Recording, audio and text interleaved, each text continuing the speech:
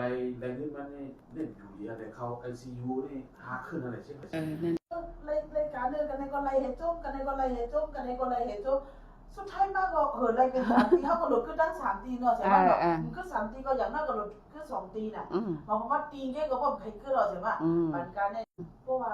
เขาดีเอาช่างเลยแค่มาจู้ตีเขาไว้ค่ะใช่ไหมก็ส่วนมากก็ใหญ่ๆทางดีๆเนี่ยส่วนมากเนี่ยตีมาจู้ตีเขาไว้มันก็อยู่ยังเขาไปมากแต่เงื่อนเขาไม่เลยมันไล่เสียว่าเขาหลักก็เดี๋ยวนั่นน่ะเสียว่าเขาวันนั้นเขาไม่เลยกันก็มันได้ขึ้นขนาดเนี่ยเหมือนนั่นน่ะเฮาเปป่าเชียงอันมันตันเชียง5,000มันได้เชียงหมื่นน่ะมันภาพไรเหรอเฮาอันเบอร์เฮาเหรอมันภาพไรอ่ะมันนำกันก็ยาวกว่าที่กำตีกันนั้นป๊บให้เนี่ยป๊บปั่นเป็น2-3 ตีก็คันนั้นคือขนาดแค่เงินเฮาทุ่มเชียงเฮียๆนะเนี่ยอันเฮาไหลมาห้ำเเนาะเพราะว่าเฮาใส่เวอร์เนี่ยอันเฮาทุ่มเนี่ยเหมือนจังเวอร์เนี่ยมันมาจอยเฮาน่ะก้นมิกช่วย